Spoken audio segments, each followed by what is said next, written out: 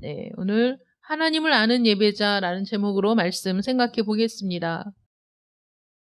지난주에 우리가 말씀을 들은 것처럼 가인과 아벨의 예를 들어서 드린 말씀을 기억하실 겁니다. 하나님께서 가인과 아벨이 하나님 앞에 예배를 드렸지만 하나님은 가인의 예배는 쳐다보기도 싫어하시고 아벨의 예배를 받으셨다, 이렇게 말씀을 드렸습니다. 아벨과 그의 제물을 받으신 하나님, 어떻게 아벨과 그의 제물은 받으시고 가인과 그의 제물은 쳐다보기도 싫어하셨을까? 그 이유가 무엇일까? 우리가 생각해 볼 때 아벨과 가인이 둘 다 예배자의 자리에 있었지만은 사실 예배를 드리는 그 순간, 예배를 드리는 그 장소의 문제만이 아니라 예배를 드리는 사람의 마음, 그 생각, 또 그의 삶, 이 모든 것들이 그 예배에 녹아 있어야만 하나님께서 받으실 만한 예배가 된다라는 것이죠.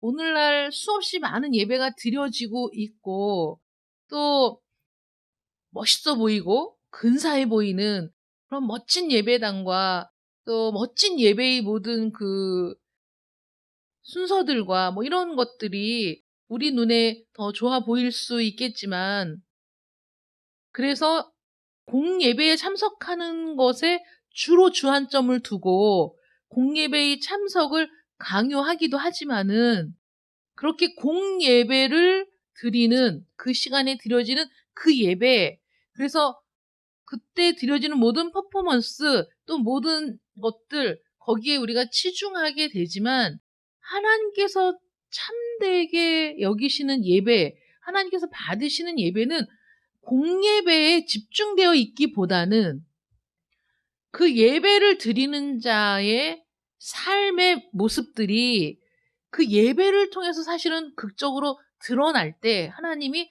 받으신다라는 것이죠. 그래서 아벨의 삶이 예배자의 삶이었기 때문에 하나님이 아벨과 그의 제물을 받으셨던 것이고, 가인은 예배자의 자리에 나와서 예배를 드리기는 했지만 그의 삶은 사실 하나님의 뜻과는 상관없이 무관하게 살았던 그런 삶이었기 때문에 그 시간에 나와서 예배를 드린다고 해서 하나님이 그 예배를 받으신 것이 아니라 그 예배를 하나님이 사실은 싫어하셨다. 여러분, 어떤 겁니까? 우리가 부모님께 효도를 한다라고 할 때에도 우리 마음에 부모님을 사랑하는 마음이 있을 때 나오는 말 한마디와 행동 하나, 그것이 비록 뭐 보잘것없거나 또는 그것이 비록 그 약소할지라도 우리의 표현이 적은 것일지라도 그 안에 진심이 담겨 있고 마음이 담겨 있을 때와 마음도 없고 부모님을 존경하는 마음도 없는데 그저 겉으로 드러나는 거에만, 그런 것만 신경을 써서 하는 것과는 분명히 차이가 있지 않겠습니까? 나를 정말 사랑하는 자녀가 건네는 따뜻한 한마디가 정말 마음에 와닿는 그런 것일 수 있잖아요. 그러니까 하나님께서도 우리의 삶이 하나님과 함께하는 삶이었을 때 그때 그가 드리는 예배를 기쁘게 받으신다라는 사실을 생각해 보면 우리가 하나님을 얼마나 아는가, 하나님을 어떻게 알고 있는가가 사실 굉장히 중요하다라고 볼 수가 있는 겁니다. 하나님을 제대로 알지 못하면서 예배를 잘 드릴 수는 없는 거죠. 하나님께서 어떤 말씀을 하시는지 관심이 없는데 하나님이 받으시는 예배를 드릴 수는 더더욱 없는 것이죠. 우리 아들이 그런 질문을 하더라고요. 그 인터넷에 여러 사이트들이 있지 않습니까? 그럼 거기에서 뭐 하나님에 대해서 뭐 이런 사이트도 있는 것 같아요. 근데 제가 참 놀라운 건 참 그 헛소리를 하는데 또 지식은 많아 보인다는 거죠. 그 사이트를 운영하는 사람이 얘기를 들어보니까 5만 성경 구절은 다 인용했더라고요. 그래서 하나님을 막 정의하는 거야. 하나님은 이런 하나님이야, 이렇게. 그러면서 하나님이 인신공양을 명령하셨다, 이런 얘기가 있다는 거예요. 그래서 야, 하나님이 인신공양을 명령하셨다는 말이 도대체 어디 있어? 성경에 그런 말씀이 없다. 그랬더니 아브라함에게 그 아들 이삭을 바치라고 하지 않았느냐. 그래서 물론 그러긴 했지만 하나님이 정말 바치기를 원하셔서 인신공양을 원하셔서 그런 게 아니라 하나님은 아브라함의 믿음을 어느 정도인지 시험해보고 싶으셨고 그 다음에 그 이삭 대신에 하나님께 드릴 번제물을 이미 다 준비해 놓고 계셨다.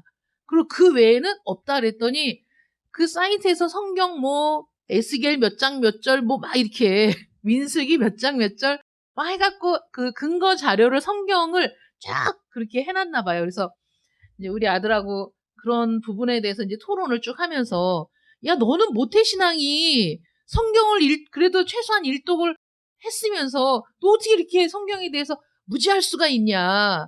하나님의 말씀은 전후 맥락을 따져보고 이해를 해야지 그 한 단어만 가지고 하나님은 이런 분이야 라고 얘기하면 그건 정말 무식한 소리다.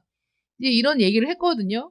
그래서 이제 오늘 말씀을 생각하면서 우리가 하나님에 대해서 아는 것도 나의 지식에 의지해서 하나님은 이런 하나님이야 라고 잘못 알고 내가 잘못 알고 있는 하나님께 예배를 드린다면 그 예배가 정말 하나님, 성경에 계시된 그 하나님이 받으시는 예배일 수 있느냐? 아닌 거죠.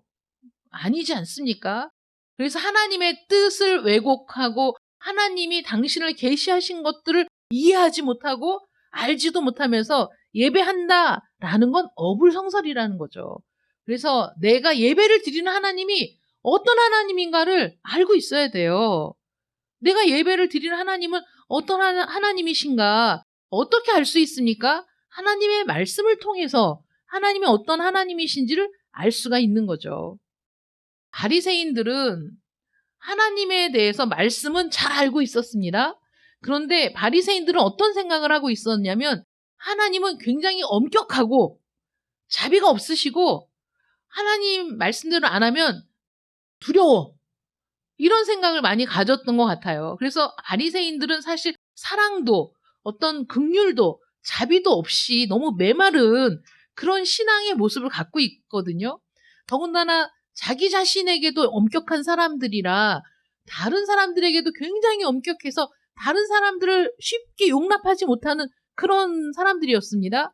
왜 그런 모습으로 나타났느냐? 그들이 하나님을 그렇게 생각했기 때문에 그런 거예요. 하나님은 이런 하나님일 것이다 라고 생각한 그대로 그들의 삶에 나타날 수밖에 없는 것이거든요. 하나님은 사랑의 하나님이시고 나는 말할 수 없는 사랑을 받았고 하나님은 은혜의 하나님이시고 나는 그 은혜에 감격해서 사는 사람이야 라고 내가 하나님을 이해하면 나의 삶에도 그런 모습들이 나타날 수밖에 없다는 거죠. 하나님은 긍휼의 하나님이야. 내가 그 긍휼을 받아 내 모든 그 죄악을 용서받고 그 기쁨과 감격에 살아가면 나는 틀림없이 다른 사람들에게도 훨씬 더 자비로운 사람이 되고 긍휼을 베푸는 사람이 될 수 있다는 거예요. 그래서 하나님께서 우리의 삶이 곧 그 모든 예배의 기초가 된다라고 말씀하실 때 그 삶은 말씀에 근거한 삶인 거죠. 하나님이 어떤 하나님인가를 경험했기 때문에 변화된 삶인 거죠. 하나님이 어떤 하나님인지 내가 충분히 인식하고 있기 때문에 변화된 나의 삶의 모습, 이것이 하나님은 그것을 예배로 받으신다는 거예요. 이렇게 공예배 시간에 예배를 드리는 게 물론 중요하지만 이 자리에 나와 있는 여러분들의 마음이 어떻습니까? 내가 알고 있는 하나님이 어떤 하나님인가에 따라서 여러분들이 예배를 드리는 모습은 달라질 수밖에 없을 거예요. 여러분들이 정말 하나님을 사랑하고 정말 하나님의 사랑 안에 있고 정말 하나님께 감사하고 그래서 그 감사와 기쁨이 내 심령에 있을 때 이 예배의 시간은 달라질 수밖에 없어요. 이 예배의 시간이 뭐 몸이 건조하고 냉담하고 그 다음에 질서는 있지만 어떤 기쁨도 없는 이런 예배가 아니라 그냥 이 자리에 오는 것도 기쁨이고 앉아있는 것도 기쁨이고 말씀을 듣는 것도 기쁨이고 이 모든 것 자체가 나에게 감사하고 이렇게 받아들여지지 않겠습니까? 내가 하나님을 아는 만큼 나는 하나님께 온전한 예배를 드릴 수 있다는 거죠. 내가 하나님을 아는 만큼 나는 하나님의 은혜를 더 깊이 향유할 수 있는 겁니다. 하나님을 알지 못하기 때문에 은혜를 누리지 못하는 거예요. 하나님을 알지 못하기 때문에 그 은혜 속에 들어가기가 어려운 겁니다. 그러면 어떻게 하나님을 알 수 있습니까, 우리가? 어떻게 하나님을 알 수 있느냐? 하나님이 나에게 베푸신 일들을 듣고 회개하는 심령에 하나님께서 성령을 통해 하나님을 알게 하는 은혜를 부어주시는 거죠. 우리는 성령이 아니고서는 하나님을 알 수 없어요. 그리스도를 알 수 없습니다. 하나님의 말씀을 듣고 회개하는 것도 물론 성령의 역사이지만은 그렇게 회개하는 심령에 성령께서 계시를 주시는데 하나님에 대해서 말씀을 읽을 때 늘 그 말씀이 그 말씀이었는데 성령이 말씀을 열어주니까 하나님이 어떤 분인지가 너무 분명하게 나타나죠. 예수님이 어떤 분이신가가 너무 확실하게 보여지는 겁니다. 그래서 성령을 통해 말씀을 읽으면 하나님이 어떤 분이신가, 예수 그리스도가 어떤 분이신가 내 눈앞에 보여지고 만져지고, 그래서 오늘 에베소서 2장 1절부터 10절까지의 말씀을 보면 허물과 죄로 죽었던 너희를 살리셨다 라는 이 말씀이, 이게 성령을 받지 않고 성령께서 말씀을 열어주지 않으면 허물과 죄로 죽었다는 게 도대체 무슨 말인가 이해가 안 되죠. 설명을 들어도 이해가 안 됩니다. 아니, 허물과 죄로 죽었다는 게 무슨 말이야? 나는 이렇게 멀쩡하게 살아있는데. 이 의미를 문자 그대로 해석할 수는 없지 않습니까? 허물과 죄로 죽었던 이라고 말씀하시는 걸로 봐서 우리는 허물과 죄로 죽어 있었던 상태였다라는 걸 알 수 있어요. 허물과 죄로 죽었던 상태가 어떤 상태냐? 2절에 보면 그때 너희는 그 가운데서 행하여 이 세상 풍조를 따르고 공중의 권세 잡은 자를 따랐다. 그러니까 우리가 살아있고 말도 하고 생활도 하고 모든 걸 다 하지만 내가 이 세상 풍조를 따르고 공중의 권세잡을 따랐던 그때에는 허물과 죄로 죽었던 때다 라고 말씀하시는 거죠. 나는 깨닫지도 못했지. 내가 세상 풍조를 따르는 사람인지. 나는 깨닫지도 못했죠. 공중의 권세 잡은 자, 악한 영에 이끄는 대로 살았던 사람인지를 나는 몰랐습니다. 불순종의 아들들 가운데 역사하는 영이 바로 공중 권세를 잡은 영입니다. 온 세상 사람들을 유혹해서 온 세상 사람들이 그 발밑에 굴복하게 만드는 이 공중 권세 잡은 자를 따르는 이 세상 사람들입니다. 그들은 다 허물과 죄로 죽어있는 상태입니다. 하나님을 알지 못하는 상태, 하나님이 어떤 분인지 깨닫지 못하는 상태, 그래서 자기가 지금 잘 살고 있다고 생각하는 그 상태가 바로 허물과 죄로 죽어있던 상태였는데 그 가운데서 우리를 살리셨다는 거예요. 그 가운데서 우리를 건져내셨다는 겁니다. 여러분, 이 사실을 깨달은 사람마다 감사할 수밖에 없죠. 기뻐할 수밖에 없는 거죠. 하나님의 구원이 어떤 것인지를 깨달은 사람마다 기쁨과 감격이 없을 수가 없습니다. 없으면 가짜죠. 없으면 참된 신앙인이 아닙니다. 그래서 허물과 죄로 죽었던 상태를 3절은 이렇게 묘사하고 있습니다. 전에는 우리도 다 그 가운데서 우리 육체의 욕심을 따라 지내며 육체와 마음에 원하는 것을 하여 다른 이들과 같이 본질상 진노의 자녀. 본질상. 그러니까 정말 인간의 본질이 뭐냐? 모든 인간의 본질은 진노의 자녀인 거예요. 이걸 다른 말로 얘기하면 뭐죠? 모든 사람이 죄를 범하였음에 하나님의 영광에 이르지 못하는 상태, 그 상태가 뭡니까? 진노의 자녀인 채로 살아가는 상태라는 거죠. 그런 상태에 있었어요, 우리 모두가. 그런데 그런 우리를 불쌍히 여기셔서 불러내셨다는 거죠. 멸망의 한가운데서 불러내신 하나님, 그 가운데서 우리를 구원해내신 하나님. 그래서 4절은 그 하나님의 일을 이렇게 표현합니다. 긍휼이 풍성하신 하나님이 우리를 사랑하신 그 큰 사랑을 인하여 허물로 죽은 우리를 그리스도와 함께 살리셨다. 우리를 살리셨다. 우리를 사랑하신 그 큰 사랑. 우리를 사랑하기 때문에 베푼 사랑. 우리를 사랑하기 때문에 베푼 은혜. 그래서 하나님이 그 은혜로, 그 사랑으로 우리를 살리셨어요. 이걸 우리가 뭐라고 얘기합니까? 구원받았다라고 얘기하는 거죠. 다시 살리셨어요. 구원받았습니다. 그뿐만이 아니에요. 6절에 또 뭐라고 돼 있죠? 또 함께 일으키사 그리스도 예수 안에서 함께 어디에 앉히셨다고요? 하늘에 앉히셨다고. 우리를 그저 불쌍히 여겨서 살리신 것만이 다가 아니라 우리를 다시 살리시고 하나님 보좌 하늘에 우리를 앉히셨다. 그래서 예수 그리스도와 함께 우리를 살리셨을 때 우리는 즉시 이 사망에서 옮겨져서 영생으로 옮겨진 사람이 되었다라는 사실을 우리가 깨닫게 됐는데 어떻게 기뻐하지 않을 수 있습니까? 어떻게 감격하지 않을 수 있습니까? 이 모든 것이 내가 행한 모든 행위와 상관없이 오직 은혜로 이루어진 일이다. 하나님의 은혜로 이루어진 일이라고 얘기하고 있습니다. 이런 모든 것들을 깨닫게 되었을 때 그때 내가 아는 하나님은 어떤 하나님이십니까? 나를 사랑하시는 하나님, 나를 긍휼히 여기셔서 구원을 베푸신 하나님, 나를 다시 살리신 하나님이라고 우리가 생각하면 우리 마음에 기쁨이 가득하고 즐거움이 가득하고 또 하나님을 사랑하는 마음이 가득하여 그래서 우리의 삶은 당연히 내 본질이 바뀌었고 내 마음이 바뀌었으니 내 삶이 당연히 달라지지 않겠느냐 하는 거죠. 이건 너무나 당연한 일 아닙니까, 여러분? 내가 사랑을 베푼 대상이 내 사랑을 인식하고 내 사랑을 깨닫고 그리고 나에게 반응을 보이는 것, 이거 너무 자연스러운 일 아닙니까? 그렇게 하는 것이 또 마땅한 일 아닙니까? 그런데 우리 모든 사람들은 이런 은혜를 받았는데도 자기 나름대로 하나님을 생각하는 거예요.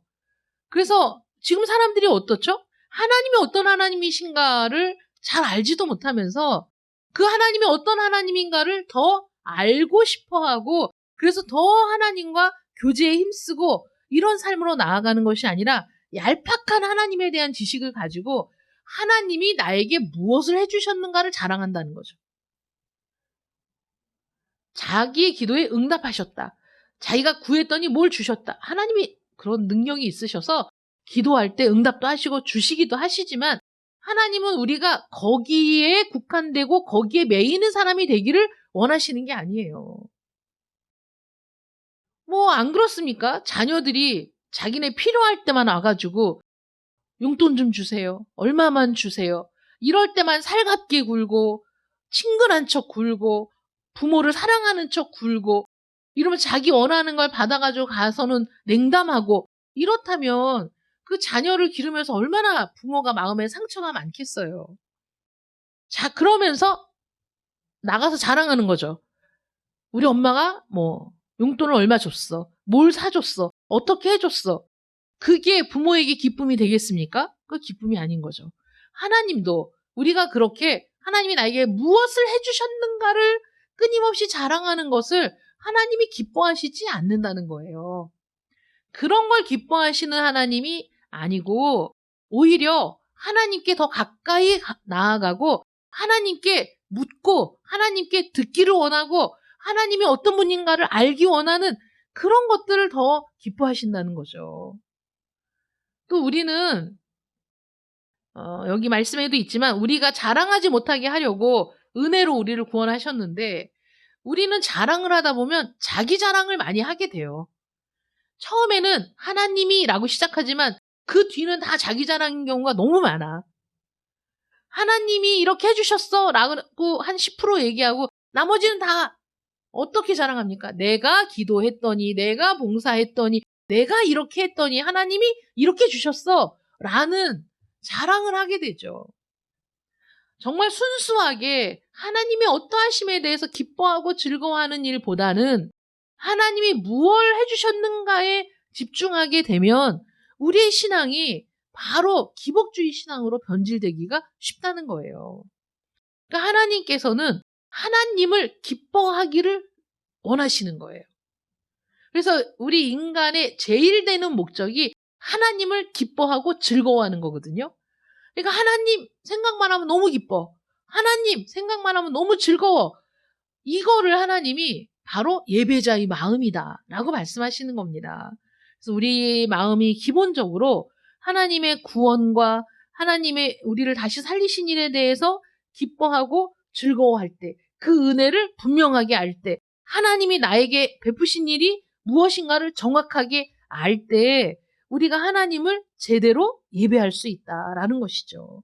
그래서 아마도 정말 진정한 예배는 우리의 삶을 통해 드려지는 예배가 아닐까 생각합니다. 우리의 삶이 엉망진창인데 주일날만 나와서 이 자리에 있는 것이 예배일 수는 없습니다.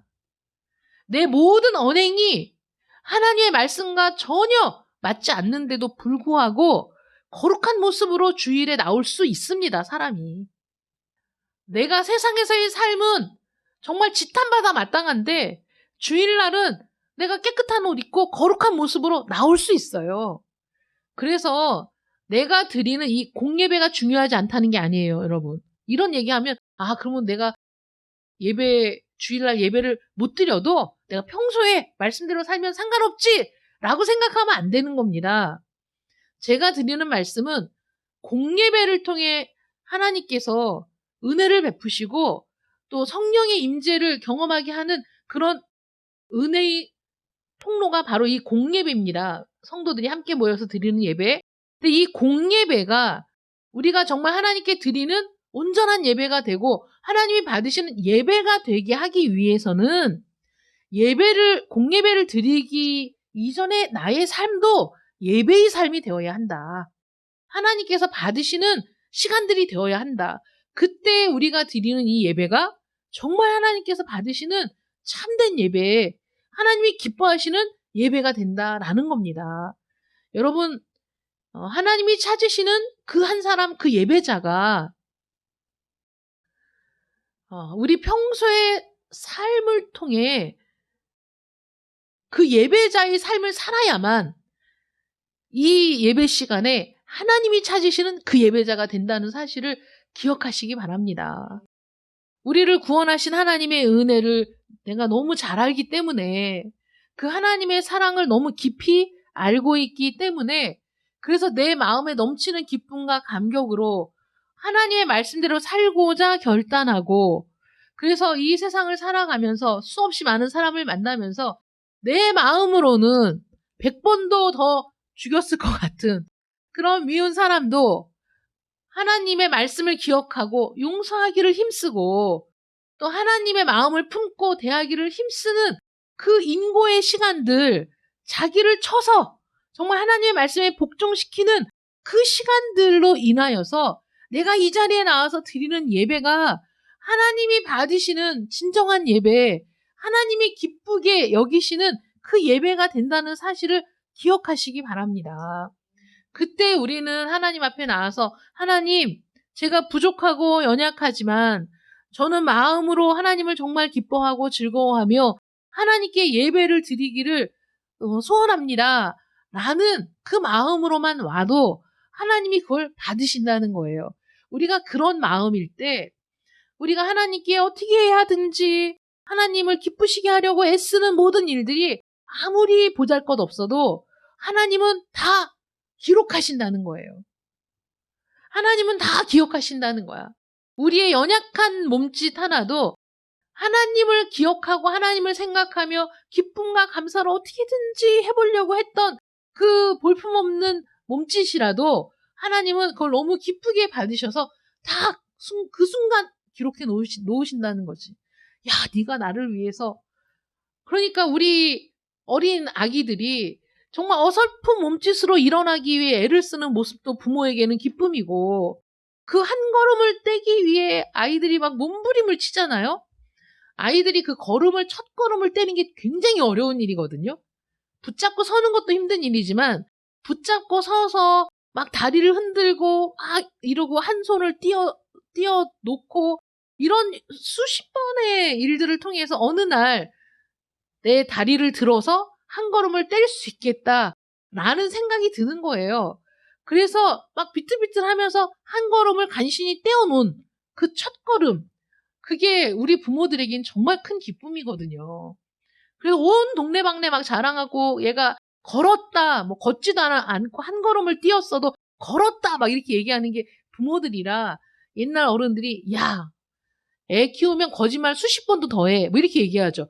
분명히 내가 볼 때는 걸음을 뛰었는데 아빠가 들어와가지고 우리 애가 진짜 걸었다니까? 애를 세워놓고 걸어봐 해도 애가 못 걷고 주저앉으면 거짓말했네 뭐 이런 얘기를 듣는 그런 시간들이 부모들에겐 참 기쁨이고 즐거운 시간인데, 하나님께서 우리가 그렇게 정말 몸부림을 치며 한 걸음을 떼어놓기 위해 그 애를 쓸 때 그 걸음이 비록 미약하고 온전하지 않아도 하나님은 그것 자체를 너무나 기쁘게 받으신다.